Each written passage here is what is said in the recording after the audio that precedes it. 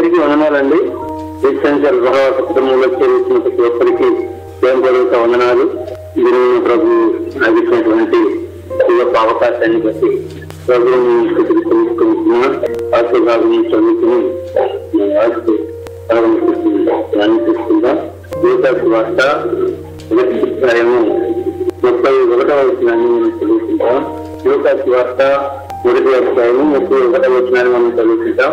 ఇదిగో నీవు గర్భము ధరించి కుమారుని కని ఆయనకు యేసు అను పేరు పెట్టి ప్రభుత్వం ప్రార్థన చేసుకుంటాం. వివరణ తండ్రి తీసుకుంటున్నామయ్యా. ఎవరి తండ్రి అందరూ చేసుకుని భద్రపరిచి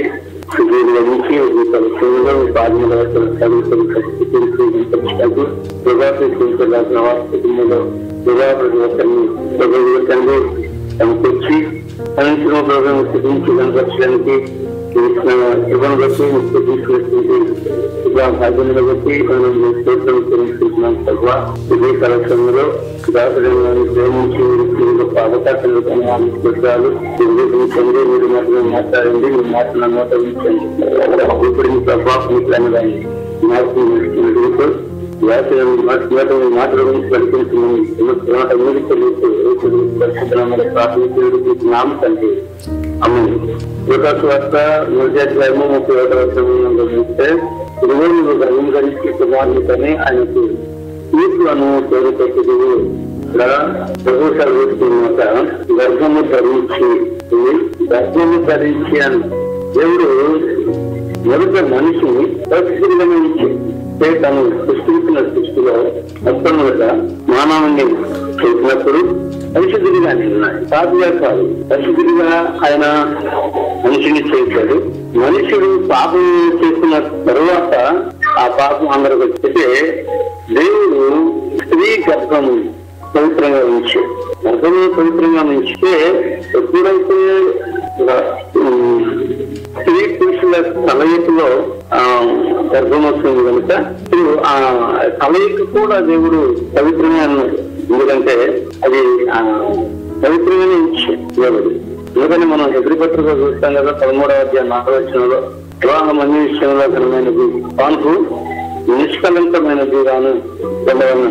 అంటే ఎప్పుడు దేవుడు పవిత్రంగానే ఇచ్చాడు గర్భం. అయితే మానవుడు దేవుని మాట వెనక తప్పు చేసి పాపం చేసి అది పాపం అన్నాడు కదా. పాపం అట్లా పాపం వచ్చింది. అది కన్నా 2వ అధ్యాయం దాకా పాపం లేదు, 3వ అధ్యాయంలో పాపం వచ్చింది. అయితే ఈ కలయిక అనేది పవిత్రమే.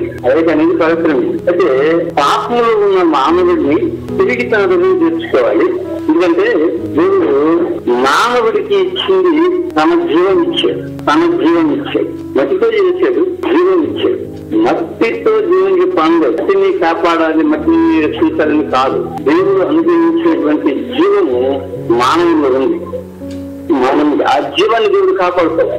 కనుక ఆ మనిషి మీద అంటే మనిషి అయిపోయినటువంటి దేవుడిటువంటి జీవం మీద దేవుడు చాలా ప్రాముఖ్యత ఇచ్చాడు. అయితే మట్టి మాత్రం అయితే ఆ మట్టి లోకంలోనే ఉంటుంది, కానీ దాని మీద దేవుడు మనసు వేడు కదా. తన జీవాన్ని కాపాడుకోవడానికి దేవుడు ఏం చేస్తాడంటే అట్లా కాపాడుకోవాలి అనేది దేవునికి తెలుసు. అందుకని ఎలాగైనా అంటే అర్థం ఏంటంటే తగ్గించుకునైనా లేదంటే యుద్ధం చేస్తేనా ఎలాగైనా కానీ మన జీవాన్ని కాపాడుకోవాలి. అయితే భూమిని మానవుల ద్వారా సృష్టించబడింది. శాపం అంతకుముందు భూమి సృష్టించబడాల అంతా నిరాకారంగాను అంతా ఉంది. దాన్ని ఆకారంగా చేశాడు, భూమిని సృష్టించాల. అయితే ఎప్పుడైతే మానవుడు పాపం చేశాడో భూమికి శాపం ఇచ్చాడు. ఈ శాపాన్ని పోగొట్టి ఆ మానవుని పాపం పోవడానికి ఆయన నరుడిగా భూమి మీదకి వచ్చాడు. నరుడిగా అంటే శాపం పోవాలంటే ఒక బలి జరగాలి, అది పవిత్రమైనది ఉండాలి. కనుక మానవుడు పాపి కనుక ఈ మానవుడి పాపాన్ని తీసివేయడు కనుక పరిశుద్ధుడు కావాలి కనుక ఆయనే పరిశుద్ధుడు కనుక ఆయన ఈ లోకానికి రావడానికి ఇష్టపడతాడు. అంటే అందుకని స్త్రీతో మనం ఆదికాండం 3:16 చూస్తే ఆయన స్త్రీతో నీ ప్రయాసము నీ గర్భవేదనని మిక్కిలి హెచ్చించేదను అన్నాడు. మిక్కిలి హెచ్చించేదను వేదనకు పిల్లలు అంటే అర్థం ఏంటి? ఈ గర్భవేదనను నేను మిక్కిలి హెచ్చించేదను అంటే అర్థం ఏంటంటే అంతకుముందు వేదన ఉంది, అది తక్కువ, నార్మల్, పెద్దగా ఉండదు, ఆ ప్రయాస కూడా పెద్దగా ఉండదు. ఇంకా అది ఇప్పుడు శాపం వచ్చేసి గర్భవేదన ఉంది, పిల్లల కంఠం ఉంది, అనాదిలోని దేవుడు ఇచ్చాడు. అయితే పాపం వల్ల కాదు దేవుడు చేయాల్సింది అనుకున్నది. అయితే పాపం చేశారు కాబట్టి అలా వేదన ఎక్కువైంది, అలా వేదన ఎక్కువైంది. ఇది లోకస్వార్త 1వ అధ్యాయము మనం 35వ మనం చూసినట్లయితే 35లో మనం చూస్తే ఎట్లా అంటాడు, ఈత పరిశుద్ధాత్మ మీదకు వచ్చును, సర్వోన్నతుని శక్తిని కమ్ముకున్నాను కనుక పుట్టబోయి చూసి పరిశుద్ధుడై దేవుని కుమారుడు అనబడును, దేవుని కుమారుడు అనబడును. పుట్టబోయి సర్వోన్నతుని కుమారుడు, మానవ కుమారుడు కాదు, సర్వోన్నతుని అంటే సర్వోన్నతమైన స్థలములను నివసించేది. ఆ సర్వోన్నతుడు ఆ శక్తి గర్భాన్ని కమ్ముకున్నప్పుడు ఆ సర్వోన్నతుడు ఒక స్త్రీ గర్భంలోనికి రావడానికి ఇష్టపడ్డాడు. స్త్రీ గర్భంలోనికి రావడానికి ఇష్టపడ్డాడు. ఆకాశమంగా కనసములు పట్టాలని దేవుడు ఒక చిన్న గర్భంలోనికి రావడానికి ఇష్టపడ్డాడండి. పిండంగా మారడంగా దేవుడు ఆత్మ కనుక ఆయనను ఆరాధించేవారు ఆత్మతోను సత్యముతోను కనిపించిన దేవుడే తాను మానవ రచనకు తాంచిన జీవాన్ని రక్షించుకోవడానికి ఒక చిన్న గర్భంలోనికి రావడానికి పిండంగా మారడానికి ఇష్టపడ్డాడు. ఆయన మానవుడిగా రావడానికి ఇష్టపడ్డాడు. మనం చూసినట్లయితే లూకాసు వార్త 2వ అధ్యాయంలో మనం 6-7 వచనాలు మనం స్టార్ట్ చేస్తే వారు అక్కడ ఉన్నప్పుడు ఆమె 10వ దినములు నిండను కనుక తన తొలిచూరు కుమారుని కని ఎత్తుగడలతో పెట్టి సత్రములు వారికి కర్మలేనందున ఆయనను పశువుల తొట్టుల పరుండబెట్టాను. అయితే సత్రములో ఖాళీ లేదు. వీళ్ళు బెత్లెహేములో ఉన్నప్పుడే ప్రసవ దినములు వీళ్ళని యూదయకు వచ్చారు. వీళ్ళు అంటే మార్గ మధ్యలోనూ లేదా అక్కడికి వచ్చిన తర్వాత కానీ మధ్యలో గారు ప్రసవించింది. 4 గోడల మధ్యలో కాదండి ప్రసవించింది. అయితే అంత గొప్ప దేవుడు తాను పుట్టడానికి ఒక ప్రత్యేకమైనటువంటి స్థలాన్ని ఏర్పరచుకోలేడా? ఖచ్చితంగా ఏర్పరచుకుంటాడు. కానీ అందరిలాగా సామాన్య మానవుడిగానే రావాలి. ఇంకొకటి ఏంటంటే మహాకాశమై పట్టుదలని దేవుడు 4 గోడల మధ్యలో ప్రసవించలేదు. 4 గోడల మధ్యలో పుట్టలేదు. ఆయన గోడలు అదంటే తెలంగాణ మందిరం కట్టింది కూడా ఈ మందిరం ఏ పాటిది అంటారు. తెలంగాణ కూడా నేను కట్టించిన మందిరం ఏ పాటిది అంత గొప్ప దేవుడు అయ్యా మహాకాశంలో పట్టుదంటాడు. ఇలాంటి దేవుడు తను పుట్టడం కూడా విశాలమైనటువంటి ప్రదేశంలోనే పుట్టాడు. చిన్న బిడ్డగా పుట్టాడు. ఆ పుట్టిన శిశువుని పశువుల తొట్టులో పొరండబెట్టాడు. అంతేగాని పశువుల పాకలు పుట్టలేదా? పశువుల పాకలు విశాలమైనటువంటి స్థలంలోనే పుట్టాడు. ఆయన పశువుల పాకలు పుట్టలేదు. ఇంతకు ముందు పుట్టాడు. ఆయన చెప్పి చెట్లు పొరండబెట్టాడు. అయితే ఆయన ఈ లోకానికి ఎందుకు వచ్చాడు అంటే రక్షకుడు. అందుకని దావీదు పట్టణం ముందు మీ కొరకు రక్షకుడు పుట్టాడు. రక్షకుడు రక్షకుడు అంటే ఆయన రక్షించాడు. రక్షకుడు మార్పు 60వ అధ్యాయంలో అవకాశంలో ఆత్మ నా మీదకి వచ్చేమది దీనికి వార్తమాన్ని ప్రకటించుటకు యెహోవాను అభిషేకించెను. జరిగిన హృదయాలు గల వారిని దృఢపరచుటకు, చెరలో ఉన్న వారిని విడుదలను గమనించబడిన వారికి విముక్తిని ప్రకటించడానికి దీనులకు సువార్తమానం.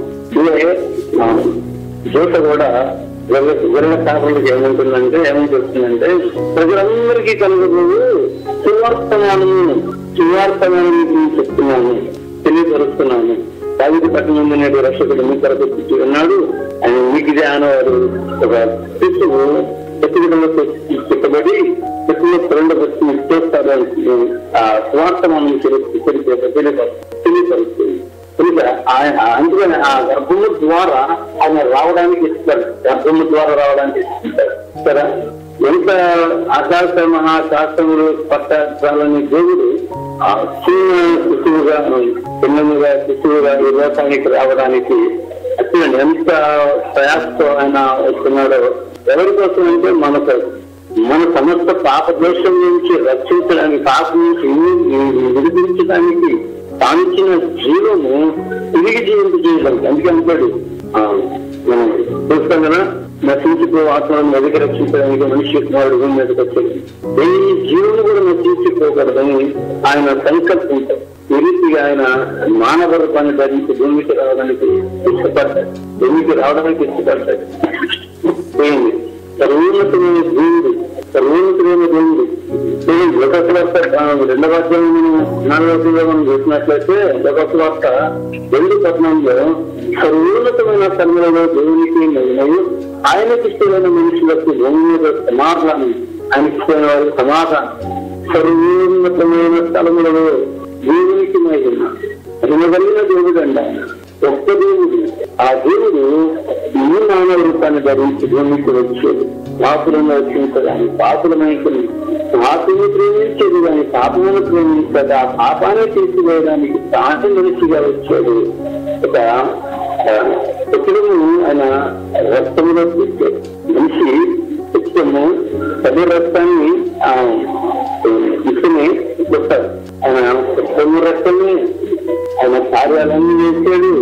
ఆయన ప్రతికము సర్వోన్నతుడుగానే పుట్టాడు. ఈ భూమి మీద సర్వోన్నత కార్యాలు చేశాడు.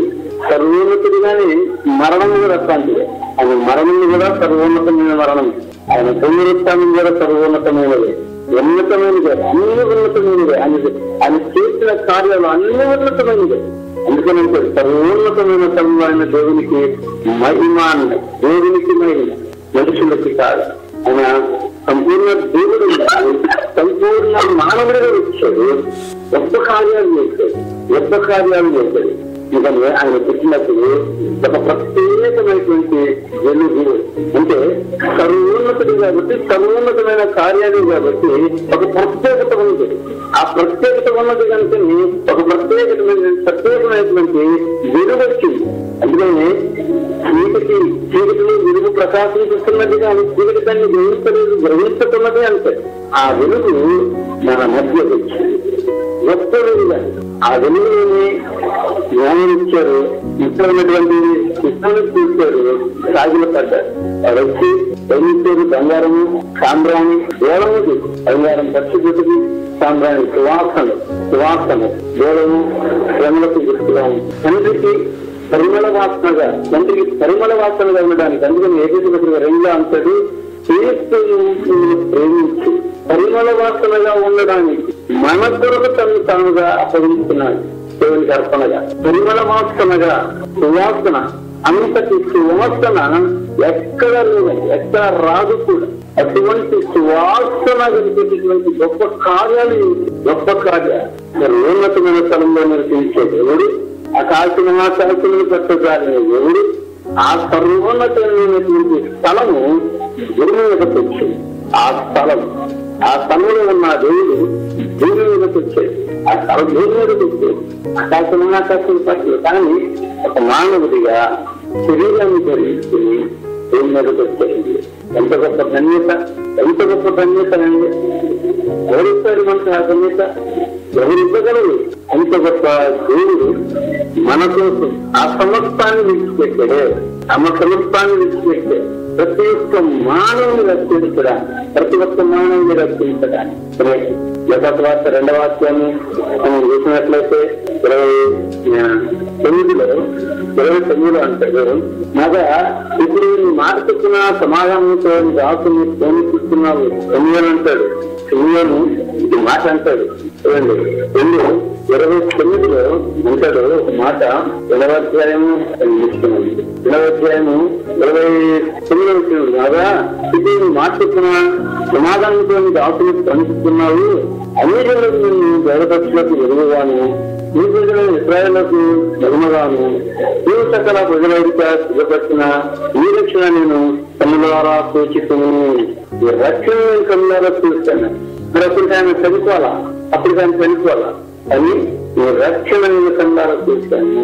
అందరినీ ఈ మార్గంలో సమాధానంతో దాచుకోనిస్తున్న సమాధానము కనుక అది మనల్ని ప్రేమించి ఆ సర్వోన్నతమైనటువంటి స్థలమును విడిచిపెట్టి తొలికి దిగి వచ్చి మన కోసం ఉన్నతముగానే ప్రాణం పెట్టి తిరిగి వచ్చాడు. ఉన్నతమైన స్థలంలో తిరిగి వచ్చినది వచ్చాడు. ఇస్రాయేల్ ఎదురు చూస్తా ఉన్నారు, మా కోసం మెస్సయ్య వస్తాడు.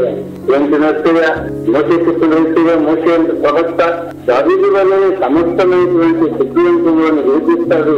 అటువంటి మెస్సయ్య వస్తాడని వాళ్ళు ఎదురు చూస్తా ఉన్నారు. దాని వైపు చూశారు కానీ, మోసే వైపు చూశారు కానీ ప్రభు వైపు చూడలేదు. ప్రభు వైపు చూడలేదని కనుకనే ఇక్కడ మనం ఇక్కడ ఉన్నామని ఆ ప్రభు సందులో ఉంటున్నామంటే ఆ ప్రభు కృప ప్రాణం పెట్టి తిరిగి ఎన్నో గొప్ప కార్యాలు చేసి మనకు రక్షణ తిరిగి మనల్ని తీసుకెళ్ళిపోవడానికి మన కోసం స్థలమును సిద్ధపరిచి మన కోసం తిరిగి రానై ఉన్న దేవుడు ఆయన. ఆ సర్వోన్నతమైన స్థలంలో నిన్ను చూసే దేవుడు ఆ సర్వోన్నతమైన ప్రదేశంలో నిన్ను కూర్చుండబెట్టుకోవడానికి తిరిగి రానై ఉన్నాడు మన కోసం. ఆ ప్రభు రాకడ కోసం మనం ఎల్లప్పుడూ సిద్ధపడి ఉండాలి. ఆయన సమస్తంలో ఉన్నతంగానే చేశాడు కనుక రాజుగా కూర్చాడు, రాజుగానే ఆయన మరణించాడు, రాజుగానే తిరిగి కనుక ఆ రాజు తిరిగి ఆ రాజ్యంలో నిన్ను నన్ను నిలబెట్టుకోవడానికి సూర్య చంద్రుడు అసలు ఆ రాజ్యంలో 12 పునాదులు ఉన్నటువంటి ఆ పట్టణంలో 12 గుమ్ములు ఉన్నటువంటి ఆ మహాపట్టణంలో నిన్ను నన్ను కూర్చోబెట్టుకోవడానికి సమస్య ఉండడానికి ఇష్టపడి ఎంత గొప్ప కార్యం చేశాడు. తిరిగి తీసుకెళ్ళి నిన్ను నన్ను అక్కడ కూర్చోబెట్టడానికి తిరిగి రానయ్యాడు. అటువంటి ప్రభువుని నిరంతరం మనం ఆరాధించబద్దమైన కనుక ఆ ప్రభువుని మనము అనిపించము ఆత్మతో సత్యంతో ఆరాధించేవారుగా ఆయన రాజ్యంలో చేరేవారుగా ఆ రాజ్యంలో అందరూ కలుసుకునే వారుగా ఉండాలని పేట మనం చేస్తూ నేను మాట ముగిస్తూ తిరిగి సమయం అధ్యక్ష వారికి అప్పగిస్తున్నాము. ప్రభు కృప మనందరికి తోడై ఉండును గాక. ఆమేన్.